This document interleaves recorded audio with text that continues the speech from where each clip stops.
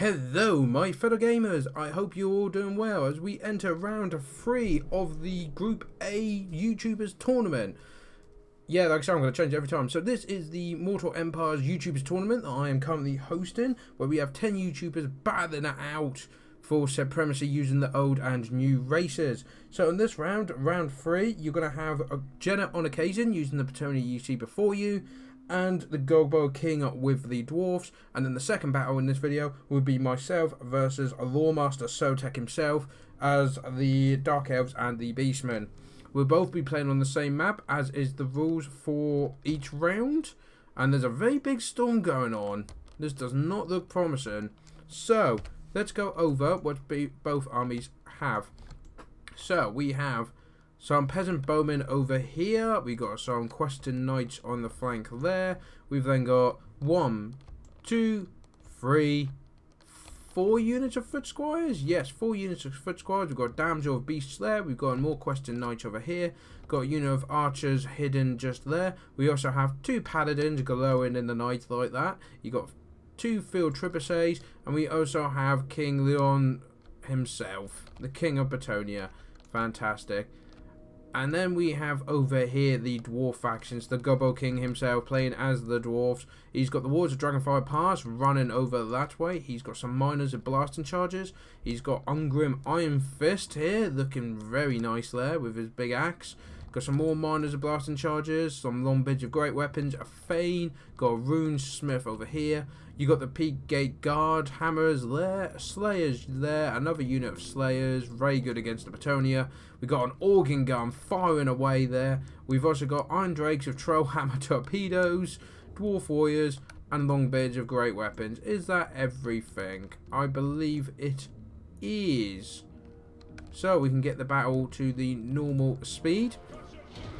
As you can see, the trebuchets are trying to fight the group at the minute. You got the organ guns firing here, and yeah, doing a lot of damage, an awful lot of damage. Look, oh my, he just cut them in half. Nothing just kills. The moment it hits, it kills. It is awful. So Janet decides to move in with his forces now. The trebuchets seem to have done a little bit of damage. The archers can actually shoot from there, which is a really impressive range. Paladins moving forward, the trebuchets going. As you see, we've got a sneaky dwarf force going over there. He might be playing as dwarves, but he's still using those sneaky gobbo tactics. And those dwarves are holding that flank there. We've got, what's that? That's a flock of doom coming down. But it's okay, because I believe they have the, did they have a rune put on them? I believe they did, but I can't seem to find it. There is Rune of Negation, so that's going to neglect the damage that the Flock of Doom has done. The archers are shooting down. But you see, look how much damage these guys are taking. 40 people left, and 53 when they started 90. So, as you can see, the miners going in, and they're just now throwing blasting charges into these big groups of men. And oh, the damage. It's so painful to watch. But we're watching it for your own entertainment. The king has charged into the dwarf warriors over there. Archers are trying to do some damage, but they barely knocked them over. As you can see, these guys are already starting to... They're shaking because of the amount of damage they've taken. The Runesmith holding them in there. Paladins trying to take. The dwarfs are flanking around. These guys are now coming along. The long bidge are coming in there. We've got the Slayers. Oh, the questing knight and the king is going in. He's done another flock of doom. So the lord himself, Ungrim, and some dwarf warriors there are getting involved. Some of the Slayers, that's it. I thought I recognised that symbol. So we've got Slayers chasing them away. Done a nice bit of damage. The organ gun seems to be shooting a lot of its own dwarves here. But you can see the main line is melted already. The archers are moving up so they can better support. But look, now he's flung around and just destroying these foot squires as well. These guys are trying to charge back in, but there's only 36 of them, and there's a lot of dwarfs with big hammers there. The questing knights are trying to help here, but they're getting blasting charges and organ guns firing at them as well, which isn't helping. The paladins are kind of caught in the middle here. The long bidge are moving around. The king's trying to make a difference, but as you can see, this organ gun is doing awfully well. How many kills? 105 kills so far. And the questing knights are trying to do some damage here. I'm sure the organ gun is just settling a few grudges because it's shooting its own guys, it seems.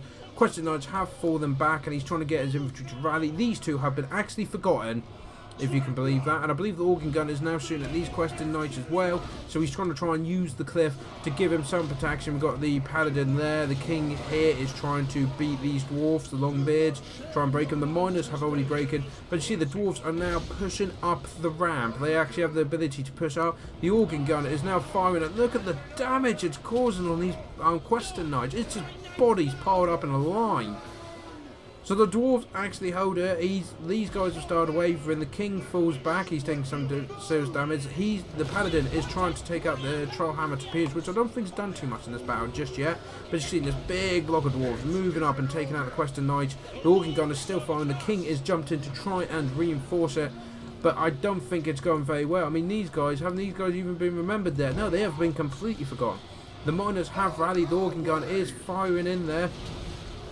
I don't think Gobbo King really cared about friendly fire at this point, because he just had so much. I mean, his runesmith, his lord, his thane has barely taken any damage, and they're now all ganging up on the king here. Try and get, as you can see, yeah, there's the hammers there as well, the peaked gates, guard, and the organ guns now firing into the archers behind. There's some trebuchet rocks trying to get the slayers. But as you can see, he is taking so much damage. He is now starting to waver. The questing knights are coming in to try and help. The paladin there's fighting that guy. Those dwarves are fighting, rallying and coming back in. The archers are trying to support. Some foot squads coming, and the dwarves are finally on the march. They've suddenly remembered they are there, but the king has broken. The field is Gobbo's at this moment. He has pushed the Bretonnias right back up the hill there. We still have this damsel of beasts. I'm not quite sure what she's done so far. She assumed the flocks and that, and then she moved back.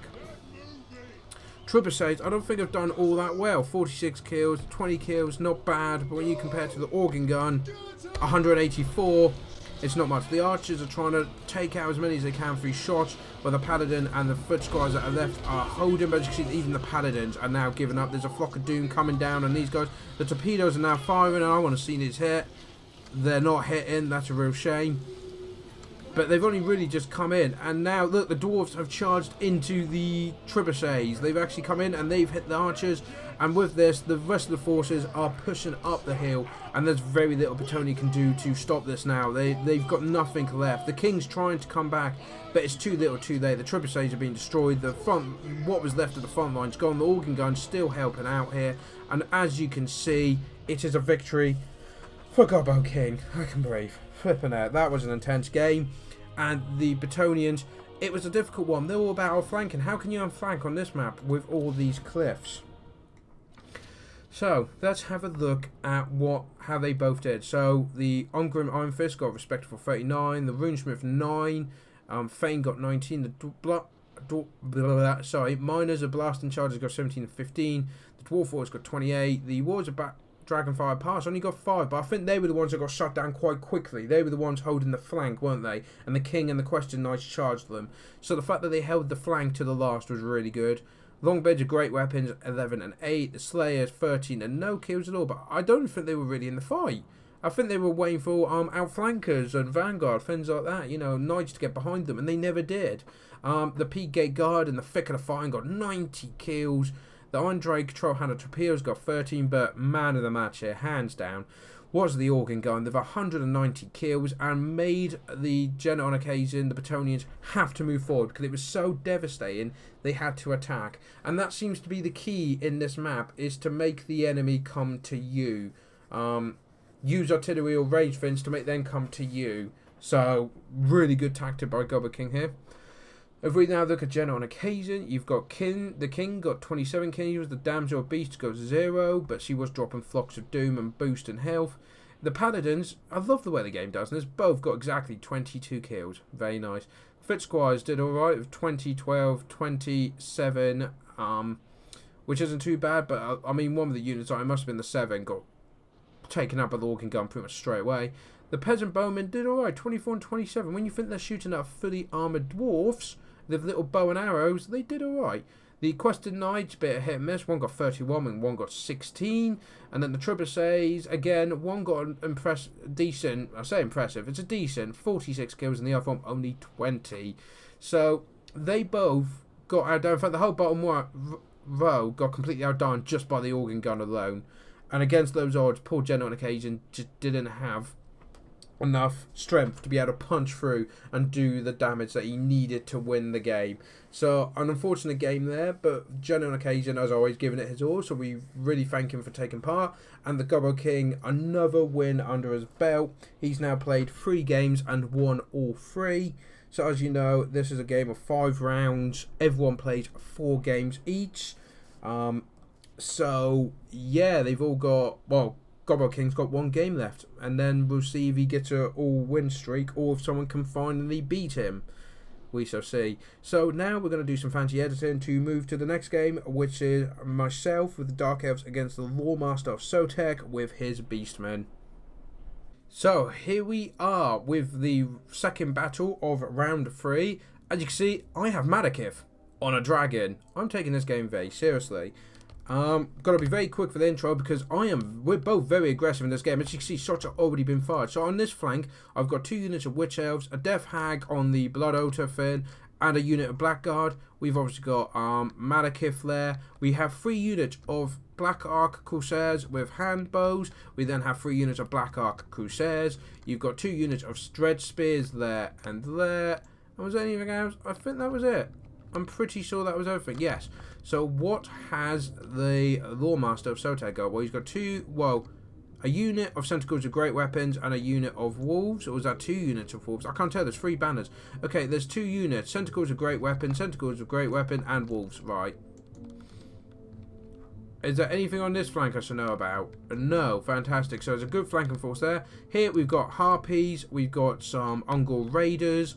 Goreherd with shields. Goreherd with shields. We've got some more Ungol Raiders there. And another unit of Goreherd with shields. At the back, the best of Goreherds. 2 units of Lem, very scary. He's also got Margarth, the Saddlegave. Bray Shaman of Beasts. A Cygor. I did not expect a Cygor to come in. That was a bit scary. And a couple of Ungol Spearmen herds at the back. So my tactic was to run forward, hit them with this unit. The Corsairs will then make a line here in this gap. The Spearmen will hide behind to deal with any outflank. Madakith's here for terror, and so is this. This is my elite wave, and they're going to come in here, smash through that flank, and hopefully get behind with Madakith supporting with all his abilities. And just so you're aware, what abilities has he got? Well, he's got the Gaze of Malice, the Blade Wind, Word of Pain, Power of Darkness, and of course all his other fancy stuff as well. So let's get this to normal speed because this is fast. So, as you see, battle's 6 minutes long, but it felt a lot longer there. The Corsairs are now charging into those beasts. These guys are running in to get themselves in a better position. The Harpies are coming down. We've got Madakith now flying around, waiting for good plods to go in. The Witch Elves are charging straight into this group. I send these guys to deal with the Besticles. These guys, Madakith is going to deal with the archers to try and make them break. As you can see, these 2 units actually missed the charge. And these guys are already breaking, so that's fantastic. They're using magic. We've got a Flock of Doom, which is funny. We had the same thing in Avatar. But as you can see, he's now flanking, but I was prepared for this. So he's getting peppered with it. These guys are now charging into the rear of this unit, which is fantastic. We've got, where's Madakith? Madakith is dealing with these guys. He's just kind of scouting and getting an idea of what's going on about. As you see, these guys are shooting the Harpies, but they're drawing the Harpies away. These guys are running away. That was a bad... Oh no, we'll give him that. But as you can see, these guys have kind of actually got pinned in the middle, which isn't great. This flank, though, has broken exactly what I was hoping for. The terror of the Death Hag and all the Witch Elves have absolutely destroyed this flank. We're now moving in. We've got a Blade Storm coming down here, destroying. Look how many he's killed with that. Absolutely amazing. They're trying to charge in, but they're pretty much just breaking from terror as soon as they come in. Knocks his breath on the cycle. Look how much damage it does against that anti-large. As you see, this Death Hag is just charging into the blocks to deal with them.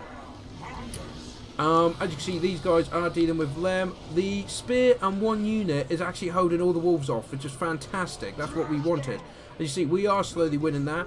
Madakith is destroying the Ungol Raiders. And can I say how fast I'm talking? Murderous Powers has now activated. How quickly I'm talking was how quickly I was typing this down keyboard when I was playing this game. It was insane. As you can see, the Witch Elves are surrounding them to the Black Guard get there. As soon as the Black Guard get there, the Witch Elves will move away. Madakith is now just giving some moral support here, causing terror on these guys. As you can see, I'm now going to get them to charge. These guys are actually, the spears are actually holding them off, so these guys can shoot into them, which is absolutely brilliant. As you can see, the Cygor is breaking. We're cutting them down lovely. And the Death Hag is actually chasing this whole group. I wanted her to chase everything up the hill so they will not return. And they don't. The Harpies are breaking. So these guys will now start making their way back. We've got another Flock of Doom coming down. That seems very popular in this. The Corsairs are doing an amazing job holding this. Even against Centaurs with great weapons, they're doing a great job. And Malekith is just kind of coming in going, hi guys, I'm here. Because look, all the guys from the hill are now charging in. We've got the Blackguard coming in. We've got the Witch Elves coming in and just cutting through these units here, making them rampage. The Cygor has come back because he's hardcore like that. As you can see, look, I've got Malekith doing more. Look at the damage it does, and that's ridiculous. And they're trying to break these because they need the wolves. The wolves are starting to break, but they're actually holding out. The Spearmen are going, but they're holding out. I think Murderous Prowess is helping with that. Malekith is taking some damage, but look, he's made them thanks because he causes fear and terror on that dragon.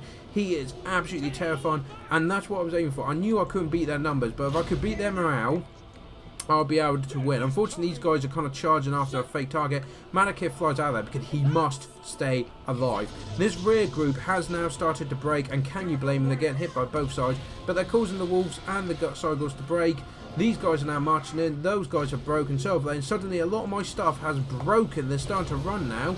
Noxious Breath getting down on the Chaos Spawn, which I believe he spawned out of my own units. Thanks for that, Sotek. Appreciate that. See, these guys have come back and they're holding the wolves, and I know they can hold their own against it. As you can see, this guy is just trying. Malekith is trying to keep his leadership going, but there is a lot of things going down, and a lot of my stuff is breaking. It is not looking good. Suddenly, the Beastmen have this dominating position, and all I've got here is the Blackguard and Malekith. Oh, these guys have now rallied, and of course these guys, but they're starting to, they're broken. Fortunately, they've all broken. So what have I got left? I mean, he's chasing them down with the Centaurs. I can't see how I can recover from this. Another Flock of Doom on the Blackguard. Malekith is coming in, but we do have units now rallying. They stayed in because Malekith told them to do so. What are the numbers? 163. We are outnumbered 2-1 at this time, ladies and gentlemen, as Malekith is trying to cause all these units. There you go. I knew I needed to get rid of that Sorcerer and cause him to break. We've got the Besticles of great weapons there. We've actually caught... Oh, the Death Hag is coming down. She chased most of them off, but yay, we got more reinforcements. And yes, that was a yay. There's another Blade Storm taking out those archers, doing an amazing job here. And we've still got a minute and a half in this game. Yeah, it is intense. The Blackguard are holding their own. But he sent in the Chaos Spawn and Margoth against them, and they should do alright against them. They should do alright, as these guys, reinforcements are coming in, trying to take out these Gore herds, but they're staying around Malekith because I want to keep their leadership going. The Witch Elves and the Death Hag have returned, and her terror, with Malekith's terror, should hopefully help turn the tide. There's a group over there of Centaurs, they're coming back now. But you see, the numbers, we've killed about 100 of them since you last saw. The Cygor is still there, and he is a problem. But if the Death Hag in here now with those guys, Malekith can now go deal with the Cygor, because the Death Hag will keep them together. As you can see, a lot of the guys are breaking. The Beastmen are starting to break now. There's some Beastmen coming back, but it's not looking good. Malekith is going for the Cygor to try and finish him off. Malekith has 3,000 health to his 1,000 health. I do have... Oh, no, they're shooting at Malekith, which is nice, but these guys are shooting at the Cygor. But I got Malekith back out of there because I did not obviously want him to break. There's 30 seconds remaining in this battle. As you can see, it is on a knife's edge. It is absolutely insane. The Cygor is exhausted. As you can see, we've broken the leadership, though. Leadership's broken. The Beastmen are starting to flee. They've got some Ungor Spearmen here, which I'm just flying into to try and cause terror. The Harpies are trying to come back, but they immediately start wavering and break as well. The Cygor does one further thing before he starts routing, and we have a Dark Elf victory.